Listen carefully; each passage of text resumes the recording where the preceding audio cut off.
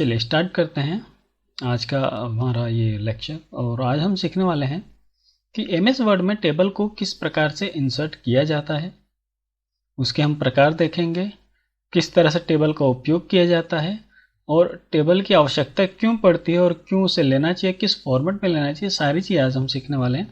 चलिए सबसे पहले हम ये देखते हैं कि टेबल को लिया किस तरह से जाता है। तो टेबल को एमएस वर्ड में इंसर्ट किस तरह से किया जाता है इसकी प्रोसेस देख लेते हैं। ठीक है, तो सबसे पहले हम जाते हैं इंसर्ट में। ठीक, इंसर्ट टैब में जाते हैं।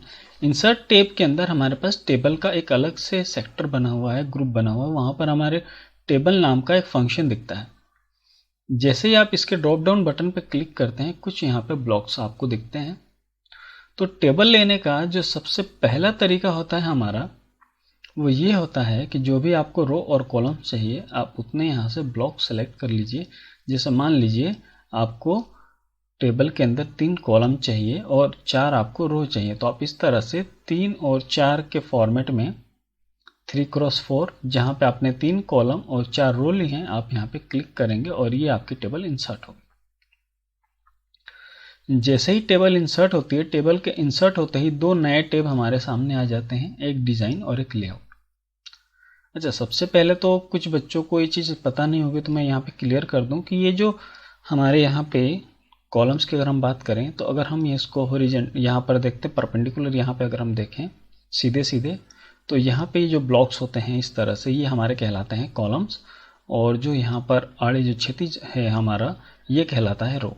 ठीक है, तो ये हमारा क्या हो गया, ये हो गया हमारा एक रो। और इस तरह से अगर हम बात करें तो यहाँ पर ये हमारा एक कॉलम हो गया। तो रो और कॉलम से मिलकर के क्या बनती है, टेबल बनती है। अब ये टेबल का उपयोग किया किस लिए जाता है, तो टेबल का उपयोग आप सैलरी स्लिप बनाने के लिए कर सकते हैं, अटेंडेंस बनाने के लिए कर सकते हैं, अकाउंट का मेंटेन करने के लिए, या ईयरली या मंथली डेटा को रिप्रेजेंट करने के लिए, प्रॉफिट, सेल्स, इन सारी चीज़ों को आप एक्सप्लेन करने के लिए टेबल का उपयोग कर सकते हैं। टेबल के अंदर डाटा ले सकते हैं। हिंदी में हम इसे सारणी कहते हैं, तालिका कहते हैं, जिसकी सहायता से हम डाटा को यहाँ पे रिप्रेजेंट करते हैं। ठीक है, तो यहाँ पर आप बिल बना सकते हैं। बिल जब बनाते हैं तो बिल के लिए आपको टेबल की आवश्यकता होती है। यहाँ पर आपने सीरियल नंबर ले लिया, यहाँ पे आपने आपका जो भी प्रोडक्ट ले लिया, यहाँ पर उसका अमाउंट ले लिया, फिर टोटल। तो आप बिल में देखते हैं, बिल में सारी चीज़ें लिखी होती हैं, एंड में टोटल होता है। यहाँ पे आप ऊपर डिस्क्रिप्शन लिख सकते हैं और बाकी सारी चीज़ें, और यहाँ पर आप एंड में उसको टोटल करके भी दिखा सकते हैं। जैसे हम ये फंक्शन कंप्लीट कर लेंगे, मैं आपको एक पूरी तरह से कंप्लीट बिल किस तरह से बनाया जाता है ये भी मैं आपको सिखाऊंगा। एमएस वर्ड के अंदर बिल किस तरह से बनाया जाता है। अभी हम इस छोटे से जो हमारा टॉपिक है यहाँ पे टेबल का, पहले हम उसको समझ लेते हैं कि इसे लिया किस तरह से जाता है और उस पर कार्य किस तरह से किया जाता है। तो सबसे पहले एक तरीका तो हमने क्या देखा, एक तरीका हमने देखा है टेबल को लेने का, कि हम क्या कर सकते हैं। टेबल को लेने के लिए इंसर्ट में जाएंगे, इंसर्ट के टेबल नाम के फंक्शन में जाएंगे। टेबल नाम के ग्रुप के अंदर टेबल नाम का फंक्शन है, यहाँ इसके ड्रॉप डाउन बटन पर क्लिक करेंगे और जितने नंबर्स ऑफ कॉलम चाहिए वो आप यहाँ से ब्लॉक्स के फॉर्म में सेलेक्ट कर लेंगे। जितने नंबर्स ऑफ रो चाहिए उसे भी आप ब्लॉक्स के फॉर्म में यहाँ पर सेलेक्ट कर लेंगे और आप सिंगल क्लिक कर देंगे वहाँ पर, लेफ्ट क्लिक माउस का, आपको ये टेबल यहाँ पे इंसर्ट होकर के मिल जाएगी आपके जो पेज है उसके अंदर। ठीक, एक तरीका तो ये हो गया टेबल लेने का। दूसरा तरीका हमारे पास क्या है, दूसरा तरीका हमारे पास ये है कि हम वापस से इंसर्ट में जाएंगे। इंसर्ट में टेबल ग्रुप के अंदर टेबल फंक्शन, प्रोसेस सेम रहेगी। यहाँ पर हमें छोटा सा काम करना है। अभी तक हमने यहाँ पे ब्लॉक सेलेक्ट किए थे, अब सेकंड जो तरीका है हमारा लेने का, वो यहाँ पर एक नीचे फंक्शन है इंसर्ट टेबल नाम का। इस इंसर्ट टेबल नाम के फंक्शन के ऊपर आप लेफ्ट क्लिक करते हैं। जैसे आप इस पर लेफ्ट क्लिक करेंगे, आपके सामने एक छोटी सी विंडो खुल के आ जाती है। इस विंडो के अंदर आप टेबल का साइज सेट कर सकते हैं। यहाँ पे आप हेडिंग देखेंगे टेबल साइज, यहाँ पे नंबर्स ऑफ कॉलम दिए हुए हैं कि आपको कितने नंबर्स ऑफ कॉलम चाहिए, साथ ही साथ कितने नंबर्स ऑफ रो चाहिए। तो आप अपनी आवश्यकता अनुसार यहाँ पे नंबर्स ऑफ कॉलम और नंबर्स ऑफ रो ले सकते हैं। यहाँ पे मैंने 3 कॉलम्स लिए हैं और 10 रो ली हैं और हम इसको करते हैं ओके। आप यहाँ देख पा रहे हैं कि स्क्रीन पर ये 1, 2 और ये 3 कॉलम्स हमें मिल चुके हैं और टोटल यहाँ पे 10 रोस हमको मिल चुके हैं, अगर आप देख पा रहे हैं स्क्रीन पर। तो ठीक है। तो ये तो हमारा एक और तरीका हो गया, हमारा दूसरा तरीका हो गया टेबल को लेने का। और यहाँ भी जैसे ही मैंने टेबल ली, आप देख पा रहे हैं कि हमारे पास दो अलग से नए टेब आ चुके हैं, एक डिजाइन एक लेआउट। ठीक है। अच्छा, जिनको क्लियर नहीं है मैं फिर से एक बार बता देता हूँ। अगर मैं नॉर्मल पेज पे हूँ तो व्यू तक ही हमारे जो यहाँ पे टैब्स हैं, यहाँ पर वो डिजाइन और लेआउट का टैब नहीं है। जैसे ही आप टेबल को लेते हैं तो टेबल वाले कंटेंट के लिए आपके पास वो दोनों आते हैं। तो एक तरीका हमने क्या देखा कि हम ब्लॉक सेलेक्ट करके टेबल ले सकते हैं। दूसरा तरीका हमने क्या देखा, इंसर्ट टेबल पे जाकर के हम यहाँ से टेबल ले सकते हैं। तीसरा तरीका जो टेबल को लेने का है वो नीचे इसी के ऑप्शन है ड्रॉ टेबल। ड्रॉ टेबल से क्या होता है, पहले ही हम उसको डिसाइड कर लेते हैं कि हमें कितना टेबल चाहिए। ठीक है। तो यहाँ पर हम उस रेंज को डिफाइन कर लेते हैं। अच्छा, पहले क्या हुआ था, पहले के दोनों केसेस में नंबर्स ऑफ कॉलम और नंबर्स ऑफ रो आपने पहले से डिफाइन कर लिया था कि मुझे इतना ही चाहिए। ड्रॉ टेबल में क्या होगा, आप आवश्यकता अनुसार आपको जितने नंबर्स ऑफ कॉलम जितने नंबर्स ऑफ रो चाहिए आप उसको ड्रॉ कर सकते हैं। मान लीजिए मैंने एक ब्लॉक बनाया था, यहाँ पर मुझे ये कॉलम का साइज चाहिए था और यहाँ पर इस कॉलम का साइज इतना चाहिए, तो यहाँ पे मैं अपने आवश्यकता अनुसार बना सकता हूँ। नया रो अगर इसमें इंसर्ट करना हो या इसी के बीच में मुझे कुछ पार्टीशन करना हो तो मैं यहाँ कर सकता हूँ। इसके बीच में मैंने यहाँ पार्टीशन कर लिया। ठीक है। इनके बीच में अगर कोई पार्टीशन करना है मैं यहाँ कर सकता हूँ। तो इस प्रकार से हम यहाँ पे टेबल को क्रिएट कर सकते हैं, जिस भी फॉर्मेट में आप चाहें यहाँ पे आप उस टेबल को डिजाइन कर सकते हैं। तो ये हमने कुल 3 तरीके देखे टेबल को यहाँ पे ड्रॉ करने के लिए, टेबल को इंसर्ट करने के लिए। अच्छा, एक चीज़ और मैं बता दूँ, जैसे मान लीजिए कि आपने टेबल यहाँ पे ड्रॉ तो कर लिया, ठीक है, लेकिन ड्रॉ करने के बाद आपको यदि ऐसा लग रहा है, आपने भले वो इंसर्ट फंक्शन से लिया हो या ब्लॉक्स को सेलेक्ट करके टेबल वहाँ पे क्रिएट की हो, किसी भी स्टेप में अगर आपको लगता है कि कोई नंबर्स ऑफ कॉलम या नंबर ऑफ रो या फिर पर्टिकुलर एक कॉलम का डिवाइडेशन ज़्यादा हो गया है और आप उसे कम करना चाहते हैं, तो उसके लिए जब इस आप डिज़ाइन वाले टैब के अंदर जाएंगे ना, तो यहाँ आपको एक इरेज का ऑप्शन दिखेगा। इस इरेज के ऑप्शन पे क्लिक करके आप यहाँ से उस पर्टिकुलर रो या कॉलम को यहाँ से हटा सकते हैं, इरेज कर सकते हैं। जैसे कि आप देख रहे हैं मैं उस पर जैसे ही लेफ्ट क्लिक कर रहा हूँ ले जा करके वहाँ पर जो भी संबंधित रो या कॉलम का जो लाइन है वो वहाँ से ऑटोमेटिकली डिलीट हो जा रही है। ठीक है।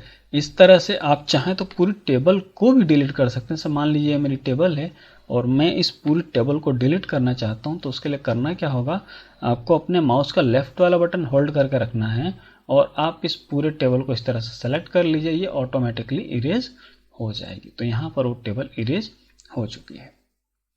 तो आज हमने क्या देखा, आज हमने देखा टेबल को लेने के प्रकार। टेबल को लेने का पहला प्रकार हमने देखा कि इंसर्ट में जाएंगे, टेबल फंक्शन पे जाएंगे, वहां से नंबर्स ऑफ ब्लॉक्स को यहाँ सेलेक्ट करेंगे और हम यहाँ पे टेबल इंसर्ट कर लेंगे क्लिक करके। ठीक है। दूसरा तरीका जो हमने देखा टेबल लेने का, फिर से हम इंसर्ट फंक्शन में गए और इसके अंदर इंसर्ट टेबल नाम के फंक्शन पे गए। यहाँ पे हमें नंबर्स ऑफ कॉलम और नंबर्स ऑफ रो इंसर्ट करना होती है, जो भी हमारी रिक्वायर्ड होती है, और ओके के बटन पे क्लिक करते हैं और यहाँ पर आप देख पा रहे हैं कि हमें एक टेबल मिल चुकी है। हमने वहाँ पे 5 कॉलम्स लिए थे और 2 रोज ली थी। साथ ही साथ यहाँ पर एक और ऑप्शन है हमारे पास तीसरा, जहाँ पर हम टेबल को ड्रॉ कर सकते हैं। ठीक है। ये तो हो गई टेबल लेने के बाद। अब टेबल के अंदर काम किस तरह से करते हैं हम वो भी थोड़ा देख लेते हैं कि यहाँ पे नंबर्स ऑफ आपके पास क्या हो गई हैं, नंबर्स ऑफ कॉलम हो गए हैं, नंबर्स ऑफ रो हो गई हैं, numbers of column numbers of row से मिलकर के क्या बनाया आपके पास, टेबल बनाया। जैसे आपने टेबल लिया आपके पास 2 फंक्शन आ चुके हैं, 2 टैब आ चुके हैं, एक डिजाइन का और एक लेआउट का। तो सबसे पहले कुछ छोटी छोटी सी चीज़ें हम देख लेते हैं। जैसे मान लीजिए कि किसी टेबल में हम काम किस तरह से करते हैं, पहले हम उसको देख लेते हैं। ठीक है। उसके लिए मैं एक छोटा सा एग्जांपल यहाँ पर लेता हूँ। जैसे मान लीजिए कि मुझे जो है अपने 5 ईयर्स के जो हैं वो डेटास यहाँ पे लेने हैं। जैसे मान लीजिए कि अभी मेरे पास ईयर है 2021।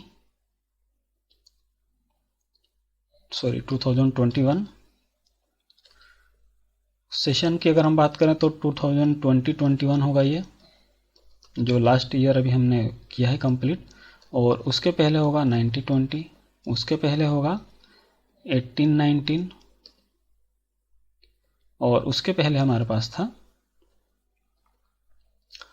17-18 और उसके पहले हमारे पास क्या था 16-17। ठीक है। 5 सालों में अगर हम बात करें आंकड़ों की, तो जैसे मान लीजिए हम विद्यार्थियों की संख्या की अगर बात करें तो हमारे पास यहाँ पे कुल 3,500 विद्यार्थी, यहाँ पे हमारे पास 2400 विद्यार्थी, और यहाँ पर हमारे पास कुल 18 या 1900 विद्यार्थी थे। यहाँ पर हमारे पास 15, और यहाँ पे हमारे पास ये विद्यार्थी हैं, या हम अमाउंट मान लें किसी चीज़ का। तो ये 5 साल का हमने यहाँ पे डेटा लिया। एक ये नॉर्मल टेबल ली हमने, उसके अंदर नॉर्मल डेटा इंसर्ट किया है। अब हम बात करें कि इस टेबल को अगर हम चाहते हैं थोड़ा सा अट्रैक्टिव लुक देना, तो हम उसको किस तरह से दे सकते हैं।